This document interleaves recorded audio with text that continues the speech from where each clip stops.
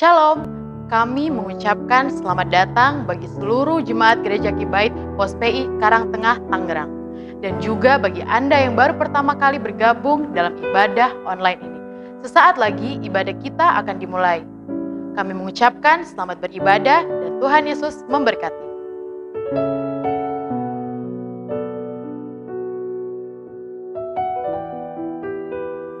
Shalom jemaat yang dikasihi Tuhan Yesus Kristus. Dunia selalu bertanya, seberapa tinggi pencapaianmu? Seberapa besar kekayaanmu? Seberapa tinggi posisimu? Tetapi dalam firman Tuhan, Ia menuntun kita untuk melihat dari perspektif yang sebaliknya. Seberapa jauh atau rendah kita dapat pergi. Artinya, Tuhan ingin kita belajar untuk melayani, bukan dilayani. Matius 5 ayat 17 mengatakan, "Janganlah kamu menyangka bahwa aku datang untuk meniadakan hukum Taurat atau kitab para nabi. Aku datang bukan untuk meniadakannya, melainkan untuk menggenapinya." Mengapa Tuhan Yesus datang ke dunia ini untuk menggenapi hukum Taurat? Karena Ia berkata, "Akulah jalan dan kebenaran dan hidup." Jalan di sini artinya adalah rute. Tuhan Yesus menekankan untuk sampai kepada Bapa di sorga, kita harus mengikuti jalan atau rute hidup yang Tuhan Yesus lalui. Tetapi kita sebagai manusia, seringkali memilih rute hidup kita sendiri dan mengabaikan rencana Tuhan dalam hidup kita. Tuhan tidak mencari fans, tetapi Tuhan mencari murid. Untuk menjadi murid, kita harus mengikuti rute gurunya, bukan rute kita sendiri. Menjadi murid Kristus berarti serupa dengan Tuhan Yesus. Pertanyaannya, mengapa banyak orang tidak dapat serupa dengan Kristus? Jawabannya, karena kapasitas kita belum memadai di mata Tuhan. Supaya pesawat Tuhan Yesus dapat mendarat dalam hidup kita, maka runway kita harus mencukupi. Perbesar runway dalam hidup kita, agar pesawat Kristus dapat mendarat di dalamnya. Bagaimana kita dapat menjadi murid Yesus yang berkenan dan serupa dengannya? Pertama, dikosongkan untuk dipermuliakan. Berpuasa adalah proses mengosongkan diri, supaya kemuliaan Kristus penuh atas kita. Semakin besar kita mengosongkan ruang hidup kita, maka sebesar itulah kuasanya dinyatakan, dan kemuliaan Tuhan terjadi dalam setiap kehidupan kita. Kedua, disusutkan untuk ditambalkan. Kenapa kita perlu disusutkan? Disusutkan ketika Tuhan memproses hidup kita, keadaan yang tidak enak atau tidak nyaman, supaya Tuhan bisa pakai hidup kita untuk menambal hidup orang lain. Ciri orang yang sudah disusutkan adalah dipenuhi oleh kasih. Jangan sampai dunia menyusutkan kita, tetapi biarlah diri kita mau disusutkan Tuhan, supaya kita dapat dipakai Tuhan untuk memberkati orang lain. Ketiga, diperbaharui untuk diberkati. Setelah Tuhan menyusutkan kita, percayalah bahwa Tuhan akan memperbarui hidup kita supaya diberkati. Tetapi ingatlah, Tuhan memberkati sesuai dengan wadahnya. Wadah kita siap dan cukup untuk menerima berkat Tuhan. Maka itu akan memberikan damai sejahtera dalam hidup kita. Sekalipun materi yang kita punya hanya cukup untuk makan sehari, pakailah kantong yang baru untuk menerima berkat Tuhan. Hal ini mengenai prinsip memberi dan memberkati, seperti kita setia memberi persepuluhan dan juga mau memberikan waktu kita untuk melayani Tuhan. Selamat hari Minggu dan Tuhan Yesus memberkati.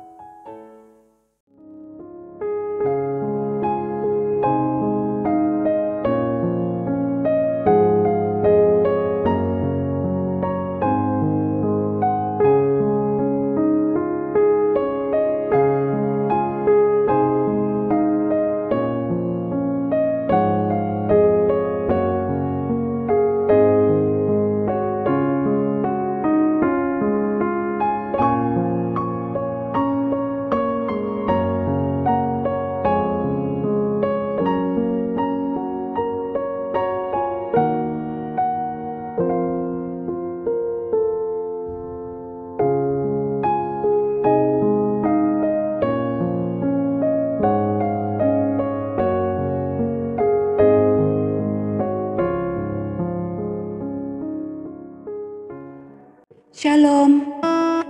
jemaat yang dikasihi Tuhan kita Yesus Kristus. Kita patut bersyukur kepada Tuhan untuk setiap keadaan yang boleh kita lewati sampai saat ini.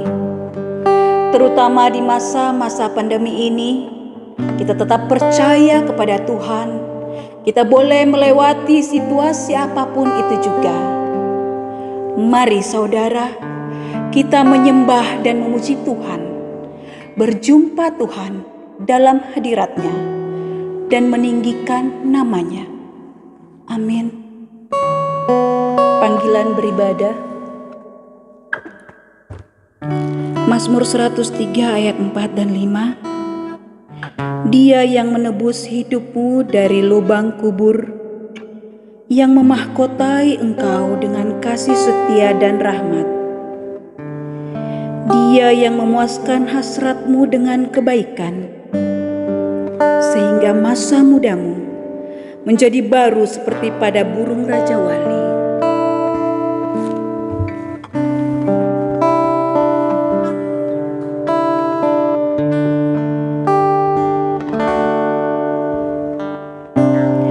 Dengan apa ku membalas kasih-Mu yang ku terima dari-Mu?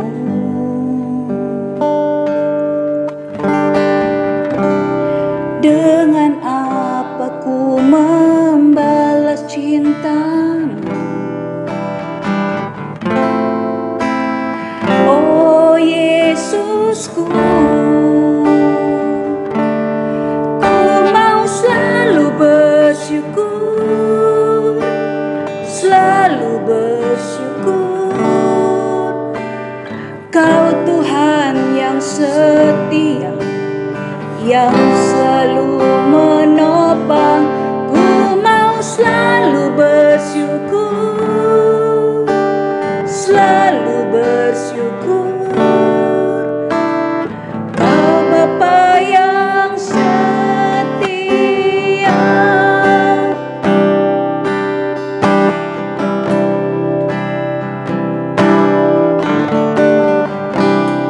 Dengan apa ku membalas kasih yang ku terima dari-Mu?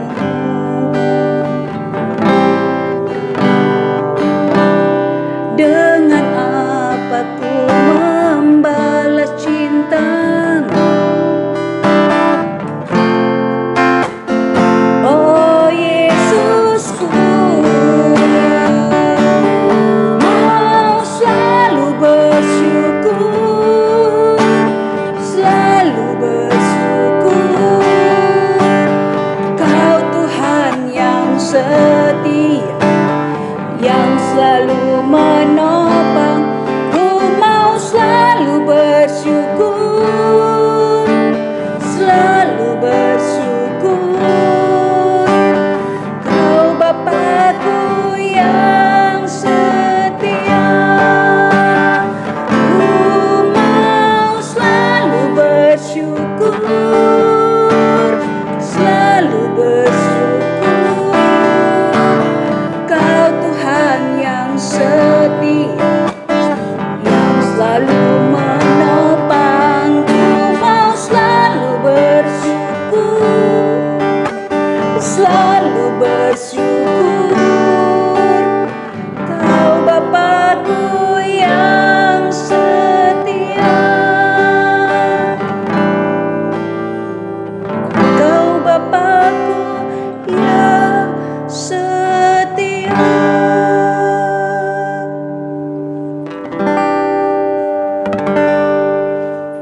Haleluya. Sungguh kita bersyukur pada Tuhan atas kasih-Nya. Kita bermazmur bagi-Nya karena nama-Nya kudus. Sebab Dia kebenaran kita, padanya kita percaya.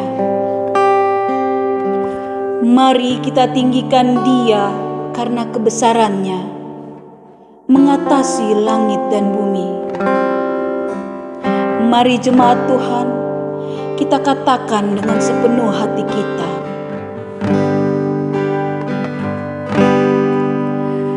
Kau hiasi kehidupanku dengan kemurahan-Mu. Kau rancangkan masa depanku penuh dengan harapan. Aku ada saat ini, semuanya karena kasih-Mu. Aku hidup hari ini, semua berkat curahan-Mu. Terima kasih Yesus, Engkau sangat baik, teramat baik bagiku.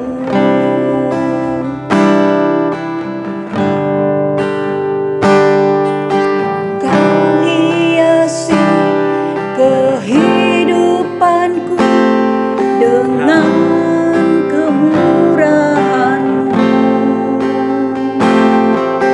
Kau rancangkan masa depanku penuh dengan harapan.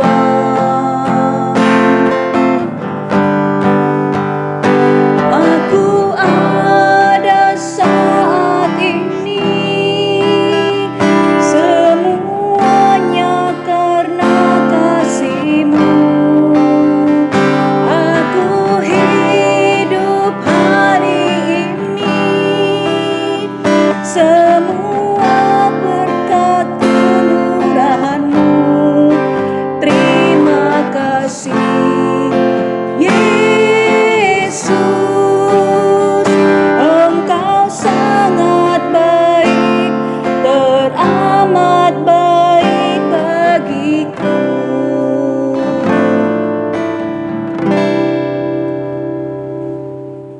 Jemaat Tuhan yang sama dikasihi oleh Tuhan Yesus, mari kita satu di dalam doa. Kita berdoa.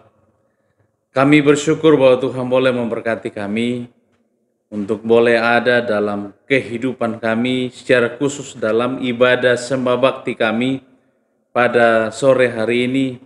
Biarlah kami senantiasa diperkenankan oleh Tuhan untuk menghadap hadirat-Mu.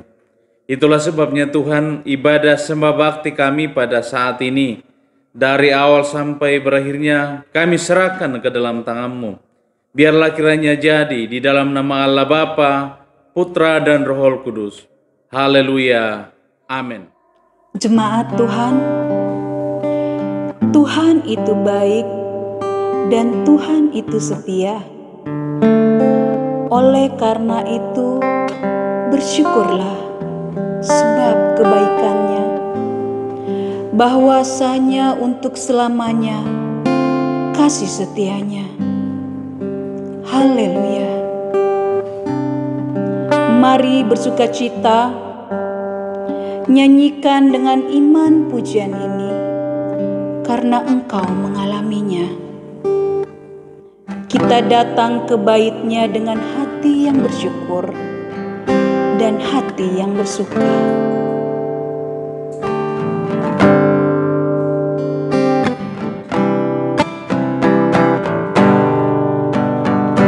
Di badai topan dunia, Tuhan mula pelindungmu. Kendati goncang semesta, Tuhan mula pelindungmu.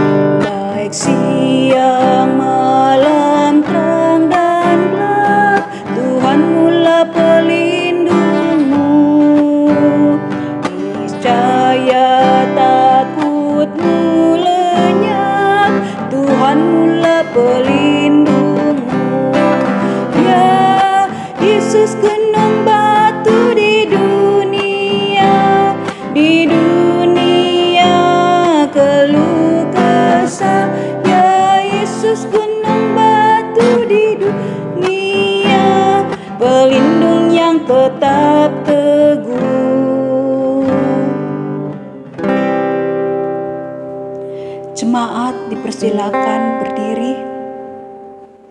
Kita akan membaca pengakuan iman Gereja Kibait.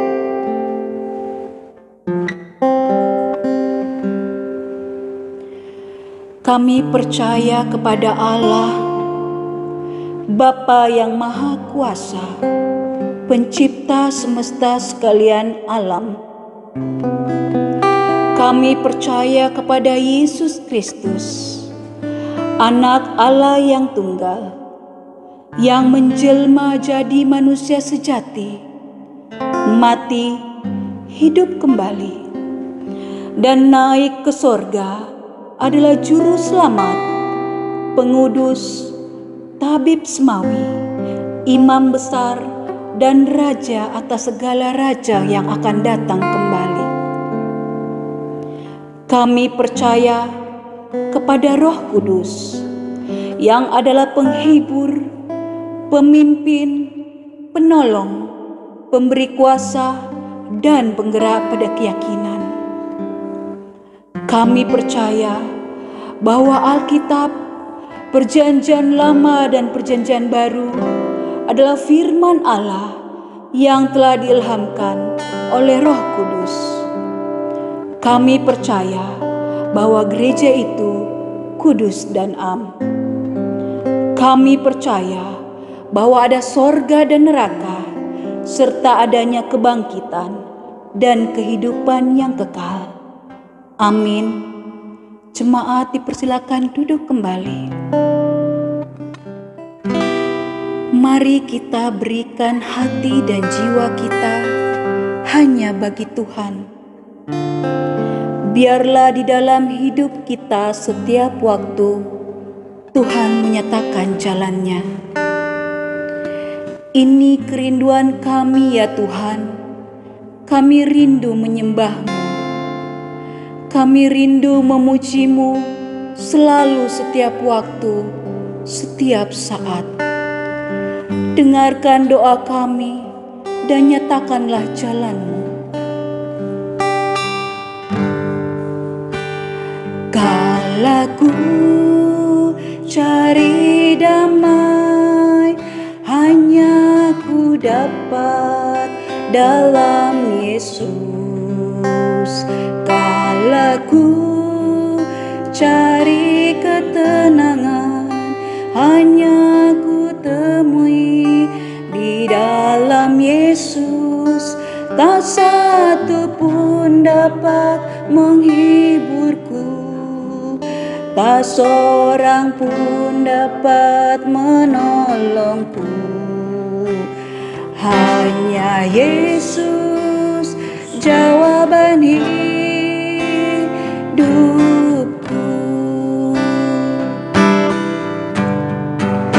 Bersama Dia hatiku damai, walau dalam lembah kekelaman.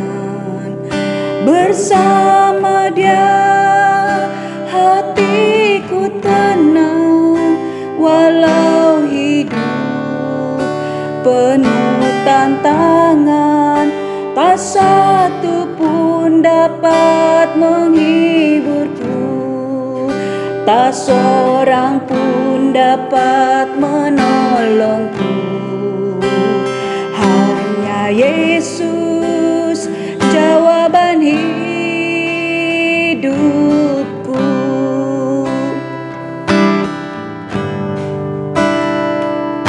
Laku cari damai, hanya ku dapat dalam Yesus. Kala ku cari ketenangan, hanya ku temui di dalam Yesus. Tak satu pun dapat menghiburku, tak seorang pun dapat menolongku. Hanya Yesus jawaban hidupku.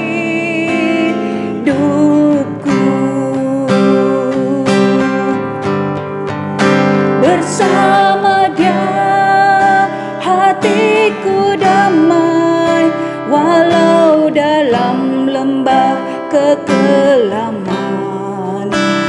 bersama Dia hatiku tenang, walau hidup penuh tantangan, tak satu pun dapat menghiburku, tak seorang pun dapat menolongku. Hanya Yesus jawaban hidupku.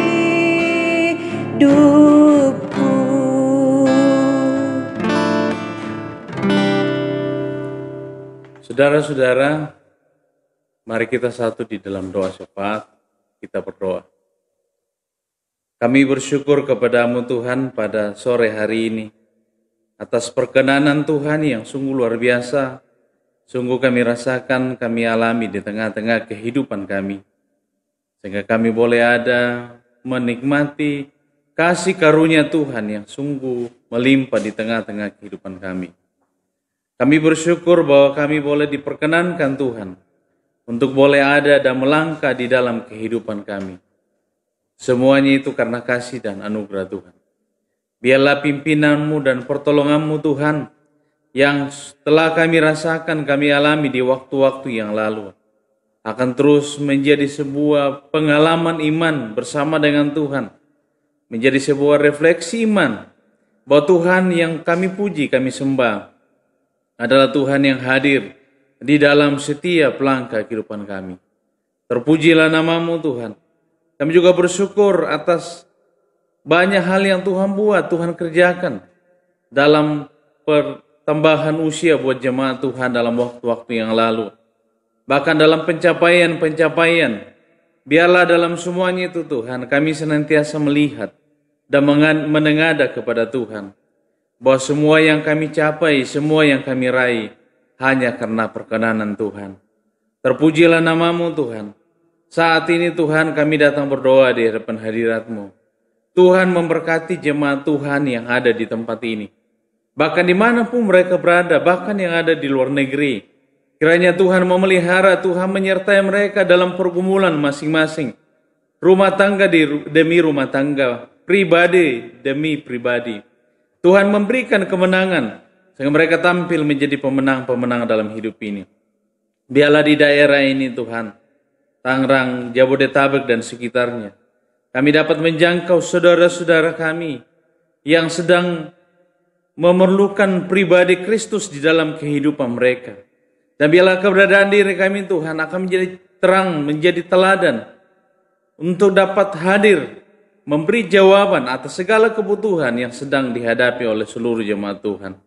Terpujilah namamu Tuhan. Berkati kami dalam persekutuan di tempat ini. Tuhan pimpin, Tuhan sertai. Biarlah kami dengan bersatu hati melayani Tuhan sesuai dengan karunia talenta yang Tuhan telah percayakan kepada kami. Tuhan terus kiranya memperlengkapi kami dengan kuasa darah-Mu untuk kami boleh bersama-sama bergandengan tangan mengangkat pelayanan, bahkan menjangkau saudara-saudara kami yang sedang terhilang di hadapan hadirat-Mu. Bapa di dalam surga, kami berdoa, Tuhan memberkati dalam pergumulan jemaat Tuhan yang sedang membutuhkan atau sedang bergumul dengan pasangan hidup. Kiranya Tuhan memberkati. Yang sedang mendambakan keturunan, kiranya Tuhan hadir di dalam setiap pergumulan mereka. Biarlah mereka dapat merasakan jawaban Tuhan, hadirat Tuhan dan perlindungan Tuhan yang luar biasa.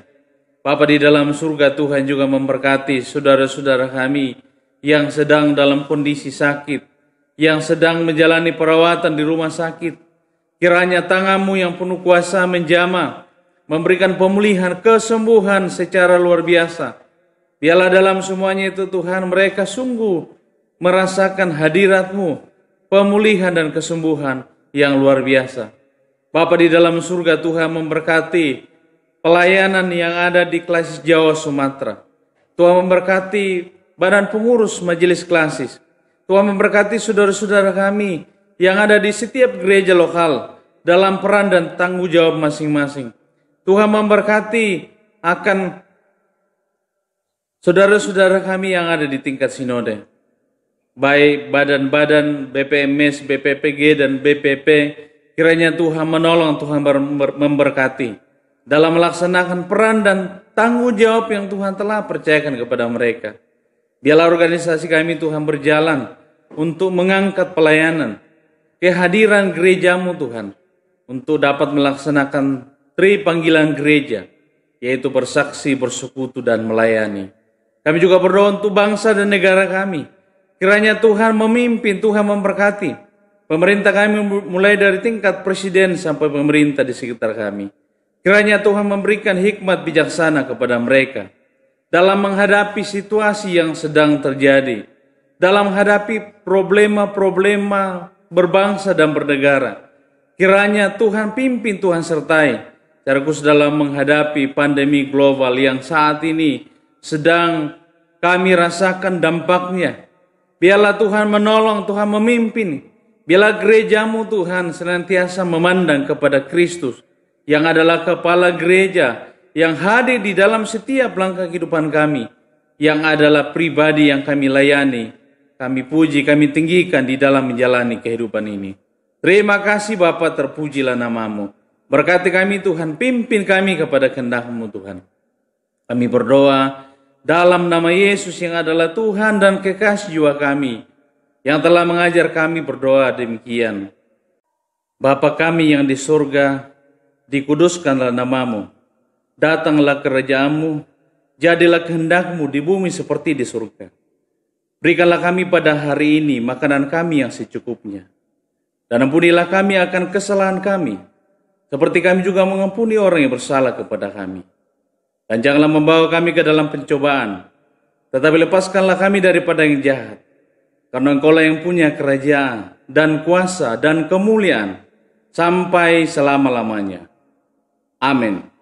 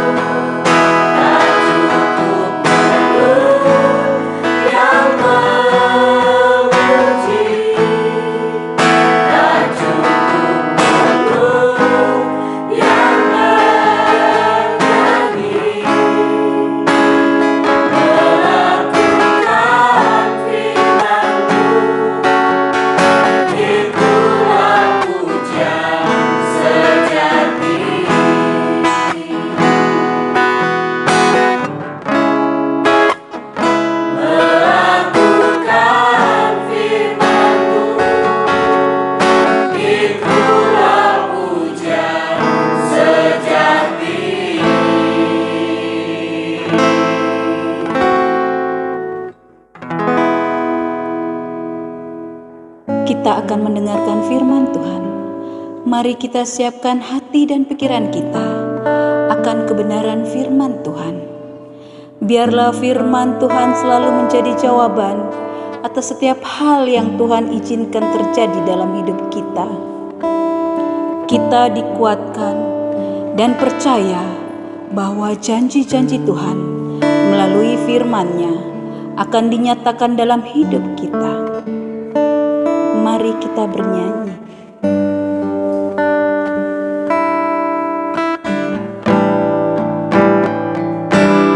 Pada waktu ku memandang kesusahan di bumi, air mataku berlinang, hati teramat sedih. Dalam hatiku bertanya, apa ada obatnya? Adakah yang mau membela? Tiada kata tabibnya. Di sana di Gilead ada tabib termasyhur, bahwa yang sakit padanya ia akan beri sembuh. Dalam darah perjanjian adalah kesembuhan. Demi Yesus dibangkitkan, yang lemah dikuatkan. Bagi Saleh yang lemahlah ia berikan hidupnya. Ada obat di Gilead oleh tabib yang esa. Ya, di sana di Gilead ada tabib termasyhur, bahwa yang sakit padanya ia akan beri sembuh. Baik, seluruh jemaat Tuhan yang sama dikasihi oleh Tuhan, selamat sore bagi kita sekalian dan shalom. Kita bersyukur bahwa kita boleh ada pada saat ini menikmati kasih karunia dari Tuhan. Dan saya mengajak kita sekalian, mari kita membuka bagian firman Tuhan dari kitab Filipi pasal yang ketiga, ayat yang pertama bagian B sampai ayat yang ke-14. Tetapi saya akan membaca mulai dari ayat yang ke-4 sampai ayat yang ke-14. Firman Tuhan berbunyi demikian: sekalipun aku juga ada alasan untuk menaruh percaya pada hal-hal lahiriah. Jika ada orang lain menyangka dapat menaruh percaya pada hal-hal lahiriah, aku lebih lagi. Disunat pada hari ke-8 dari bangsa Israel, dari suku Benyamin, orang Ibrani asli. Tentang pendirian terhadap hukum Taurat, aku orang Farisi. Tentang kegiatan, aku penganiaya jemaat. Tentang kebenaran dalam mentaati hukum Taurat, aku tidak bercacat. Tetapi apa yang dahulu merupakan keuntungan bagiku, sekarang kuanggap rugi karena Kristus. Malahan segala sesuatu kuanggap rugi karena pengenalan akan Kristus Yesus, Tuhanku, lebih mulia daripada semuanya. Oleh karena Dialah aku telah melepaskan semuanya itu dan menganggapnya sampah, supaya aku memperoleh Kristus dan berada di dalam Dia, bukan dengan kebenaranku sendiri karena mentaati hukum Taurat, melainkan dengan kebenaran karena kepercayaan kepada Kristus, yaitu kebenaran yang Allah anugerahkan berdasarkan kepercayaan.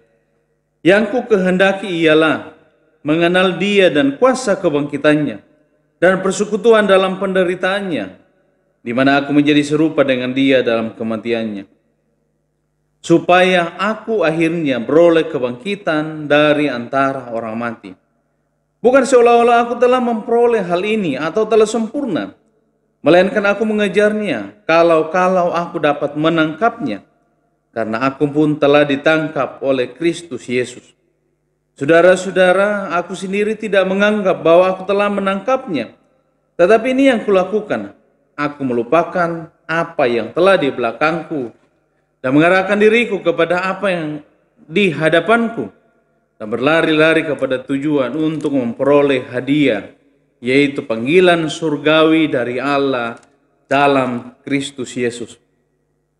Di dalam Filipi pasal yang pertama, ayat yang ke-21 dan 22. Karena bagiku hidup adalah Kristus dan mati adalah keuntungan. Tetapi jika aku harus hidup di dunia ini, itu berarti bagiku bekerja memberi buah. Jadi mana yang harus kupilih? Aku tidak tahu. Saudara-saudara yang sama dikasihi oleh Tuhan, kebenaran firman Tuhan pada saat ini, pada sore hari ini, kita akan belajar bersama-sama satu bagian firman Tuhan dengan tema yaitu hidup yang berkomitmen di hadapan Tuhan. Hidup yang berkomitmen di hadapan Tuhan. Apa arti komitmen? Komitmen adalah sesuatu yang mendasari dalam sebuah hubungan. Kenapa dia menjadi dasar dalam sebuah hubungan? Karena komitmen adalah sebuah ketetapan hati. Komitmen adalah sebuah janji, bahkan lebih daripada sebuah janji. Setiap orang dalam kehidupannya harus memiliki namanya komitmen hidup. Kalau dia tidak punya komitmen, dia tidak akan mungkin menjadi seorang yang bisa menjalani kehidupannya dengan satu keberhasilan yang luar biasa. Demikian juga sebagai umat pemercaya, sebagai orang Kristen, sebagai pelayan Tuhan, karena kita adalah orang Kristen yang sudah ditebus oleh Kristus, maka kita adalah pribadi yang harus menjadi pelayan. Seorang Kristen, seorang yang telah percaya kepada Kristus adalah seorang yang harus melayani. Mengapa kita harus melayani? Karena Kristus Yesus telah mati bagi kita, memberikan keteladanan yang luar biasa, memberikan pelayanan yang luar biasa. Itulah sebabnya ketika Tuhan Yesus memberikan teladan, ketika Tuhan Yesus membasuh kaki murid-muridnya. Dia adalah seorang guru, tetapi dia turun untuk merendahkan dirinya, membasuh kaki murid-muridnya. Karena ada satu pesan yang disampaikan, yaitu sebuah pelayanan. Bahkan Rasul Paulus mengatakan bahwa dalam kesetaraannya dengan Allah, dia tidak menganggap itu sebagai milik yang harus dipertahankan, melainkan telah mengosongkan dirinya dan menjadi seorang manusia dan taat sampai mati, bahkan sampai mati di atas kayu salib. Itu keteladanan yang Tuhan berikan. Itu satu pesan yang Tuhan berikan. Bagaimana kita menjadi orang yang percaya kepada Kristus, keteladanan yang diberikan Kristus. Kita mengiring dia, di mana kita harus menjadi pelayannya, atau kita harus melayani dia dengan totalitas kehidupan kita. Itulah sebabnya seorang pelayan Kristus, seorang yang percaya kepada Kristus adalah seorang yang memiliki komitmen di dalam kehidupannya. Di dalam Matius pasal 11 ayat yang ke-19 berkata, "Pikulah kuk yang kupasang dan belajarlah kepadaku." Tuhan Yesus mengatakan bahwa pikulah kuk yang kupasang dan belajarlah kepadaku. Jadi di dalam kehidupan kita, bagaimana kita menjadi seorang pribadi yang memiliki komitmen, seorang pelayan Tuhan yang memiliki komitmen, maka yang pertama kita harus miliki adalah ingin mengenal Kristus. Di dalam kehidupan kita, kalau kita mau menjadi seorang pribadi yang berkomitmen, ingin menjadi seorang pribadi yang mengenal Kristus, di mana itu menjadi kunci untuk kita bisa mengenal Kristus dan kita akan berkomitmen di dalam kehidupan kita. Jadi yang pertama kita pelajari adalah orang yang memiliki komitmen adalah seorang yang harus mengenal Kristus. Ada seorang tokoh gereja namanya Santo Agustinus. Dia pernah berkata, ketika dia ditanya di dalam kehidupannya, apa yang ingin Agustinus kenal? Maka Agustinus itu berkata, kalau saya ditanya kira-kira apa yang ingin engkau kenal di dalam hidupmu, yang ingin engkau ketahui di dalam hidupmu, maka saya akan menjawab, ada dua hal yang saya harus kenal, yang harus saya ketahui di dalam kehidupan saya. Yang pertama adalah mengenal Allah, dan yang kedua adalah mengenal manusia. Artinya bahwa pengenalan kita kepada Kristus, pengenalan kita kepada Allah adalah sesuatu yang sangat luar biasa. Pertanyaan untuk kita renungkan bersama-sama pada saat ini adalah bagaimana kita mengenal Kristus di dalam kehidupan kita. Kalau kita melihat di dalam Filipi pasal yang ketiga, ayat yang keempat sampai ayat yang ke-8, Rasul Paulus mengatakan, sekalipun aku juga ada alasan untuk menaruh percaya pada hal-hal lahiriah. Jika ada orang lain menyangka dapat menaruh percaya pada hal-hal lahiriah, aku lebih lagi. Disunat pada hari ke-8 dari bangsa Israel, dari suku Benyamin, orang Ibrani asli. Tentang pendirian terhadap hukum Taurat, aku orang Farisi. Tentang kegiatan, aku penganiaya jemaat. Tentang kebenaran dalam mentaati hukum Taurat, aku tidak bercacat. Tetapi apa yang dahulu merupakan keuntungan bagiku, sekarang kuanggap rugi karena Kristus. Malahan segala sesuatu kuanggap rugi karena pengenalan akan Kristus Yesus. Tuhanku lebih mulia daripada semuanya. Oleh karena dialah aku telah melepaskan semuanya itu dan menganggapnya sampah supaya aku beroleh Kristus. Bagaimana mengenal Kristus di dalam kehidupan kita? Yang pertama adalah meninggalkan masa lalu. Rasul Paulus mengatakan bahwa sekalipun ada alasan untuk menaruh percaya pada hal-hal lahiriah, jika ada orang lain menyangka dapat menaruh percaya pada hal lahiriah, aku lebih lagi. Apa kebanggaan Paulus? Kebanggaan Paulus yang pertama adalah disunat pada hari yang ke-8 dari bangsa Israel, suku Benyamin, orang Ibrani asli. Tentang pendirian terhadap hukum Taurat, dia adalah seorang Farisi. Tentang kegiatan, dia penganiaya jemaat. Tentang kebenaran dalam mentaati hukum Taurat, dia tidak bercacat. Artinya apa? Itu kebanggaan secara luar biasa. Dia memberikan penegasan. Kenapa dia mengatakan bahwa saya disunat pada hari yang ke-8 dari bangsa Israel, suku Benyamin, orang Ibrani asli? Karena ada pesan yang disampaikan bahwa dia adalah seorang Ibrani asli, seorang yang taat terhadap hukum Taurat. Dia sangat menjunjung Taurat. Bahkan Alkitab mengatakan dia seorang Farisi. Orang Farisi itu di dalam kehidupannya, dia berpuasa, dia memberi 1/10 dari penghasilannya. Tetapi Rasul Paulus mengatakan semuanya itu kuanggap rugi karena saya sudah mengenal Kristus. Mengapa Rasul Paulus berkata seperti itu? Karena ini adalah kebanggaan secara lahiriah. Prestise sebagai manusia itu tidak akan mungkin lebih penting daripada pengenalan kita akan Kristus. Itulah sebabnya Kristus yang kita puji, kita sembah, kita layani dalam kehidupan kita adalah pribadi yang menjadi orientasi seluruh kehidupan kita. Itulah sebabnya ketika kita mengenal Kristus, maka kita meninggalkan masa lalu kita. Itu yang pertama ketika kita mau mengenal Kristus. Yang kedua adalah bagaimana kita bisa mengenal Kristus. Yang kedua, hidup di dalam kebenaran Kristus. Kalau kita melihat di dalam Ayat yang ke-10, yang ku kehendaki ialah mengenal dia dan kuasa kebangkitannya dan persekutuan dalam penderitaannya, di mana aku menjadi serupa dengan dia dalam kematiannya. Dan ayat yang ke-14, dan berlari-lari kepada tujuan untuk memperoleh hadiah, yaitu panggilan surgawi dari Allah dalam Kristus. Karena itu marilah kita yang sempurna berpikir demikian.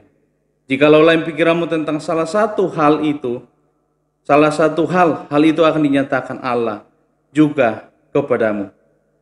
Saudara-saudara, Rasul Paulus sedang memberikan satu pesan bahwa saya berada di dalam Kristus bukan dengan kebenaranku, tetapi kebenaran yang Kristus nyatakan kepadaku. Apa poin yang kita lihat di sini? Poinnya adalah hidup di dalam kebenaran Kristus. Memberikan pesan kepada kita ayat yang ke-9, dan berada di dalam dia bukan dengan kebenaranku sendiri karena mentaati hukum Taurat, melainkan dengan kebenaran karena kepercayaan kepada Kristus, yaitu kebenaran yang Allah anugerahkan berdasarkan kepercayaan. Saudara-saudara, di dalam Alkitab istilah kebenaran itu ada dua macam. Kalau di dalam bahasa Ibrani disebut sadik, dalam bahasa Yunani disebut dikaiosune. Bahasa Inggris memberikan pengertian regnesis.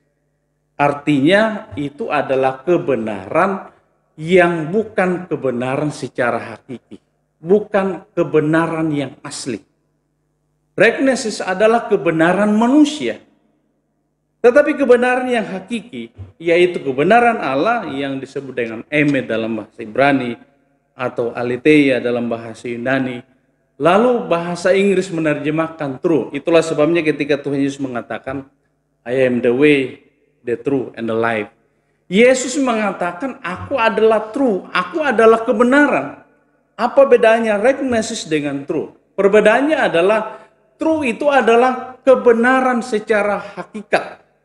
Kebenaran itu tidak akan luntur dan dia tetap kebenaran. Kebenaran itu hanya Tuhan yang memilikinya. Sedangkan regnesis adalah kebenaran manusia. Manusia bisa benar. Manusia bisa menjadi sesuatu yang luar biasa. Orang idolakan, orang figurkan. Dia tidak mungkin mengganti posisi Tuhan. Karena manusia adalah manusia yang berdosa di hadapan Tuhan. Dia mungkin baik, dia mungkin benar. Karena dia mengikuti sang sumber kebenaran itu, yaitu Yesus Kristus. Yang adalah true itu sendiri. Itulah sebabnya ketika kita hidup di dalam kebenaran Kristus, maka kebenaran yang akan kita miliki adalah regnes. Kebenaran itu adalah kebenaran yang terpancar karena kita mengenal Kristus di dalam kehidupan kita. Seperti halnya antara matahari dengan bulan, bulan itu tidak mengeluarkan cahaya, tetapi dia memantulkan. Tetapi sumber cahaya adalah matahari. Kira-kira kebenaran kita adalah kebenaran yang kita dapatkan karena kita melihat dan memandang kepada Tuhan, dan kebenaran itu terpancar dari diri kita. Seringkali di dalam kehidupan kita sebagai manusia, banyak orang mengidolakan manusia atau sesamanya manusia. Tetapi pada hakikatnya, kita adalah manusia yang berdosa di hadapan Tuhan. Ada sumber kebenaran yang hakiki yang tidak akan mungkin salah. Dan tidak ada seorang pun pribadi yang akan memberikan penghakiman atas kebenaran itu, yaitu kebenaran Allah yang disebut dengan aletheia atau true. Saudara-saudara, itulah sebabnya ketika kita mau mengenal Kristus di dalam kehidupan kita, selain kita meninggalkan masa lalu, kita hidup di dalam kebenaran Kristus.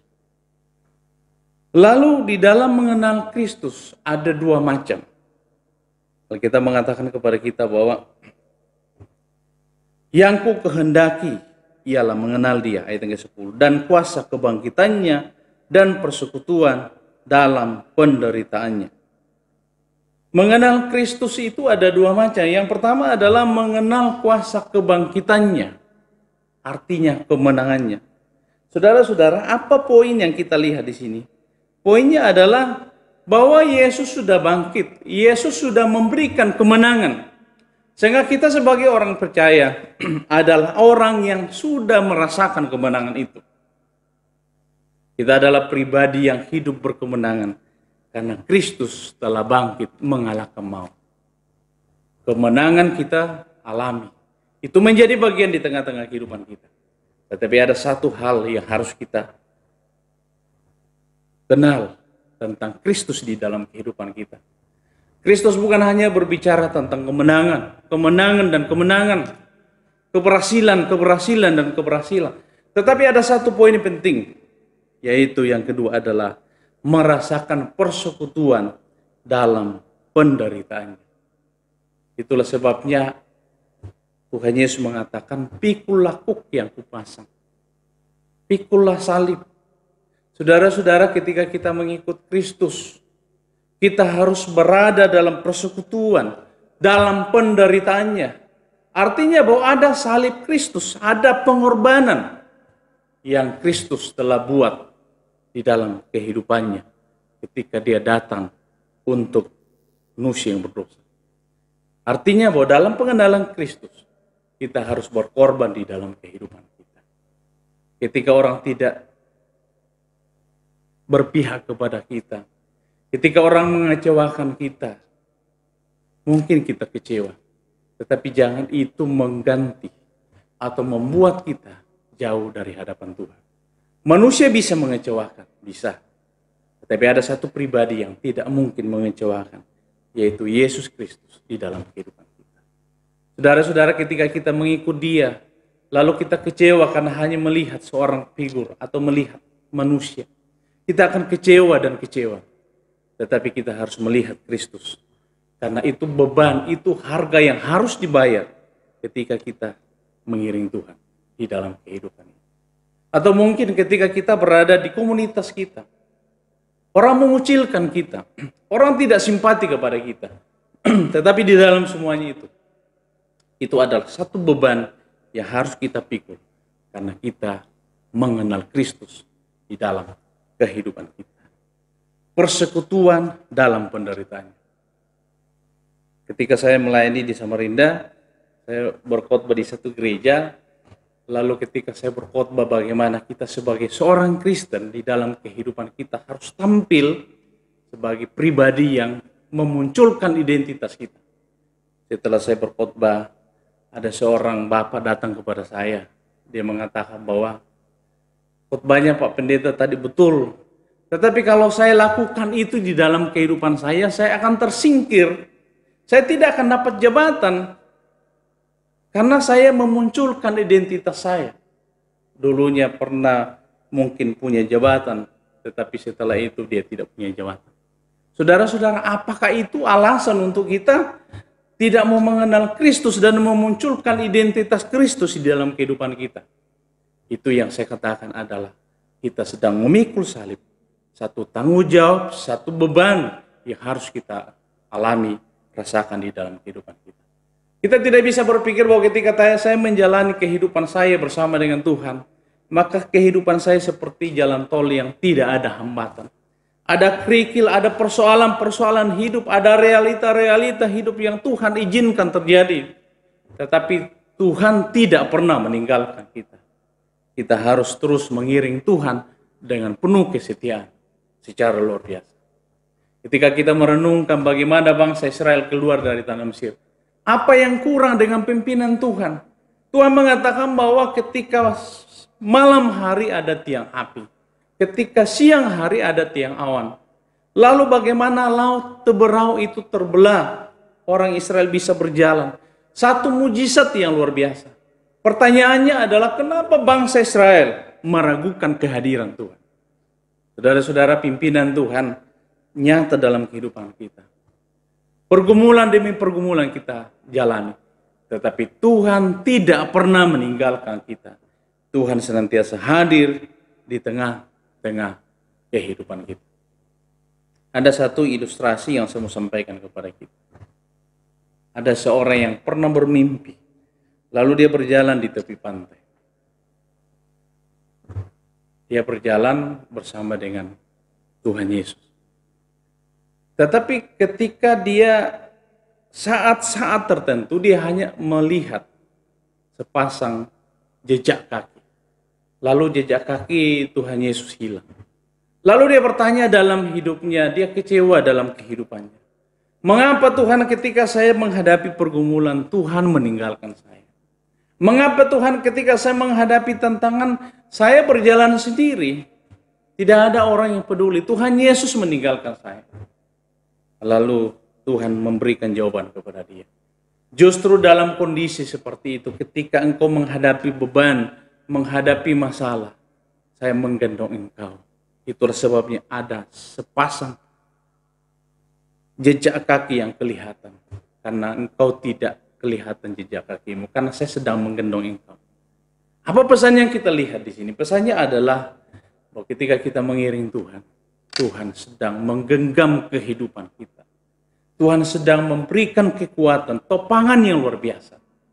Sekalipun pergumulan, realita hidup terjadi dalam kehidupan kita. Tetapi percayalah, Tuhan bersama-sama dengan kita. Itulah sebabnya ketika kita mau hidup berkomitmen di hadapan Tuhan, yang pertama adalah kita mengenal Kristus di dalam kehidupan kita. Lalu yang kedua adalah orang yang berkomitmen di hadapan Tuhan, seorang pelayan yang berkomitmen, seorang percaya yang berkomitmen, selain dia mengenal Tuhan, mengenal Kristus di dalam kehidupannya. Yang kedua kita melihat di dalam Filipi pasal yang pertama ayat yang ke-22. Firman Tuhan berkata, tetapi jika aku harus hidup di dunia ini, itu berarti bagiku bekerja memberi buah. Jadi mana yang harus kupilih? Aku tidak tahu. Ayat yang ke-21 mengatakan, karena bagiku hidup adalah Kristus dan mati adalah keuntungan. Yang kedua adalah memberi buah bagi Kristus. Ini berbicara tentang pelayan. Rasul Paulus berkata, kalau saya mati itu pilihan yang baik. Itu satu keputusan yang baik kalau itu keputusan Tuhan. Tetapi Rasul Paulus mengatakan, jika aku harus hidup di dunia ini, itu berarti bagiku bekerja memberi buah. Ahok pernah berkata bahwa kalau saya mati, tulis di batu nisan saya, mati adalah keuntungan.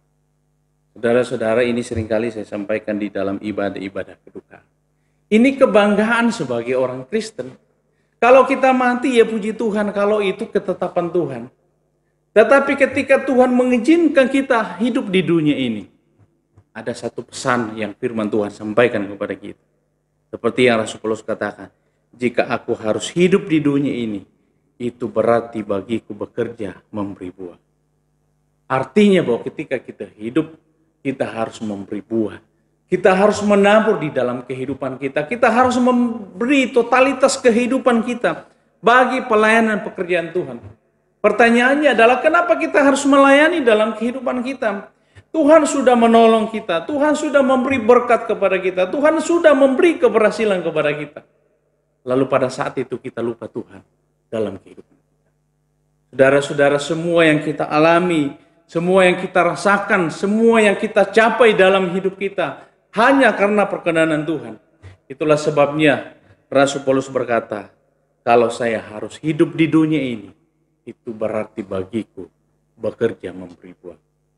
Jadi tidak ada satu detik pun kehidupan kita yang kita jalani tanpa Kristus. Itulah sebabnya kita harus memberi buah, melayani Tuhan, berkorban, berkarya bagi Tuhan selagi hari masih siang. Karena ada masa di mana kita tidak bisa bekerja lagi. Ada masa di mana kita tidak bisa melayani Tuhan di dalam kehidupan kita. Saudara-saudara, saya pernah membaca berita orang yang terkaya di dunia, Bill Gates, 30% dari semua sahamnya itu dia donasikan untuk pelayanan sosial. Dia sadar bahwa kehidupan ini adalah kehidupan yang sementara. Setelah itu kita tinggal. Lalu apa artinya semuanya? Semuanya kita akan menghadap Tuhan, lalu kita meninggal. Saudara-saudara, kebenaran firman Tuhan pada saat ini, pada sore hari ini, kiranya menjadi sebuah refleksi iman kepada kita, menjadi kekuatan kepada kita dalam menjalani kehidupan kita. Bahwa kita adalah pribadi yang harus berkomitmen di hadapan kita, di hadapan Tuhan dalam kehidupan kita. Bagaimana kita berkomitmen? Yang pertama adalah ketika kita mengenal Kristus di dalam kehidupan kita. Dan yang kedua adalah ketika kita memberi buah, bekerja bagi Kristus di dalam kehidupan ini. Mari kita satu di dalam doa. Kita berdoa. Bapa di dalam surga, kami bersyukur Tuhan boleh memberikan waktu kesempatan untuk kami merenungkan firman-Mu. Roh Kudus-Mu bekerja, memberikan pengertian, memberikan pencerahan dalam kehidupan kami. Sehingga kami terus mengenal Kristus, mengenal siapakah diri kami. Untuk kami terus berkarya bagi Tuhan, selagi hari masih siang. Terpujilah nama-Mu Tuhan. Kami berdoa dalam nama Yesus yang adalah Tuhan dan kekasih jiwa kami. Berkati kami, berkati seluruh jemaat-Mu Tuhan, untuk bertumbuh di dalam pengenalan yang benar akan Kristus dalam kehidupan mereka. Kami berdoa dalam Kristus yang adalah Tuhan dan Juru Selamat kami, yang adalah pribadi yang telah mati bagi kami, yang punya pelayanan. Kami datang kepadamu pada saat ini. Haleluya. Amin.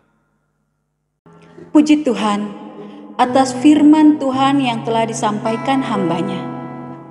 Saat ini saya mengajak jemaat untuk menabur dalam pelayanan pekerjaan Tuhan melalui persembahan dan persepuluhan sebagai ungkapan syukur kita kepada Tuhan. Mari kita bernyanyi, Ku bersyukur Bapa.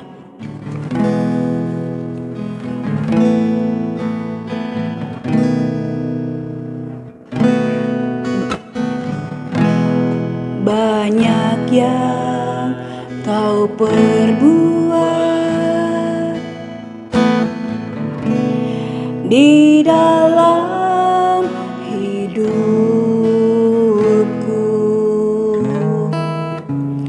rancangan indahmu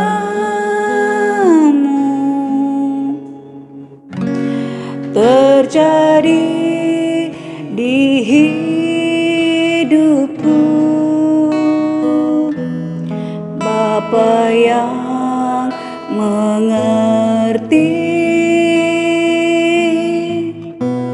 segala yang ku perlu, kasih-Mu sempurna nyata dalam hidupku. Ku bersyukur Bapa, ku bersyukur Tuhan buat kasih setia-Mu di dalam hidupku. Ku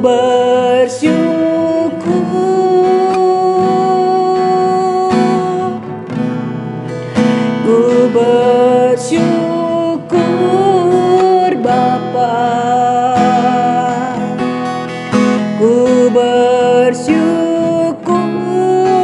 Tuhan buat kasih setia-Mu di dalam hidupku. Ku bersyukur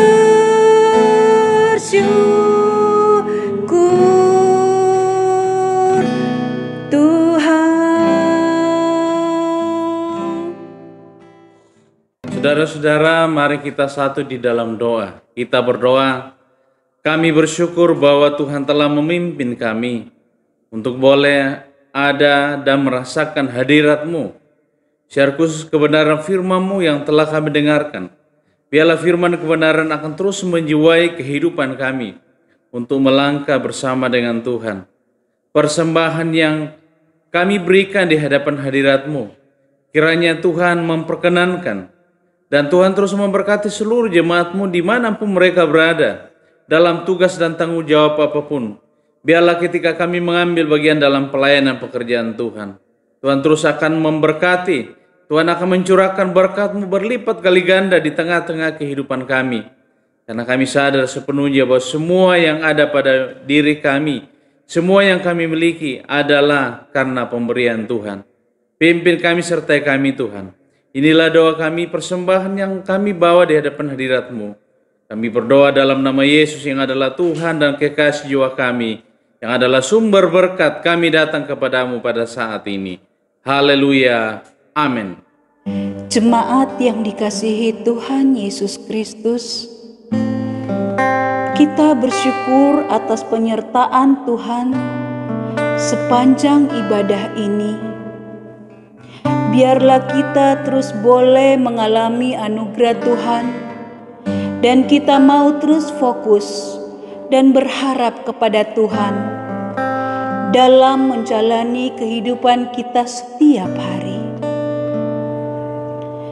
Kita tidak usah takut, kita tidak usah bimbang, karena itu punya Allah yang besar, El Shaddai. Mari kita bangkit berdiri dan menaikkan pujian ini bersama-sama.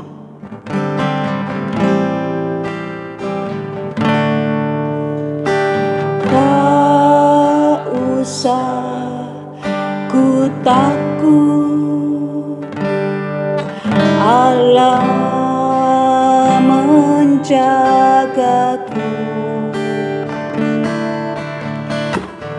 Tak usah ku bimbang, Yesus peliharaku. Tak usah ku susah, Roh Kudus hiburku. Tak usah ku cemas, Dia memberkatiku. El Shaddai, El Shaddai, Allah Maha Kuasa. Dia besar, Dia besar, El Shaddai mulia, El Shaddai, El Shaddai, Allah Maha Kuasa. Berkat-Nya melimpah,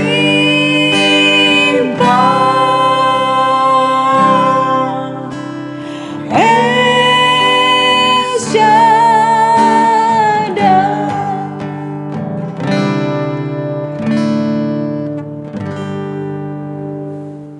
Saudara-saudara, arahkanlah hatimu kepada Tuhan dan terimalah berkat dari Tuhan. Tuhan memberkati engkau dan melindungi engkau. Tuhan menyinari engkau dengan wajah-Nya dan memberi engkau kasih karunia. Tuhan menghadapkan wajah-Nya kepadamu dan memberi engkau damai sejahtera dari sekarang sampai selama-lamanya. Haleluya. Amin. Terima kasih Yesusku, terima kasih Yesusku. Puji syukur hanya bagi Tuhanku. Terima kasih Yesusku, terima kasih Yesusku.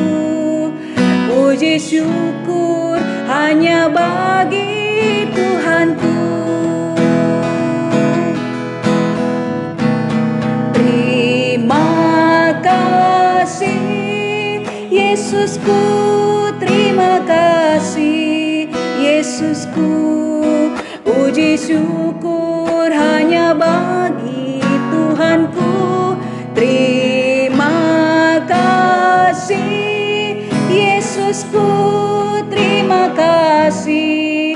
Yesusku. Puji syukur hanya bagi Tuhanku. Puji syukur hanya bagi Tuhanku.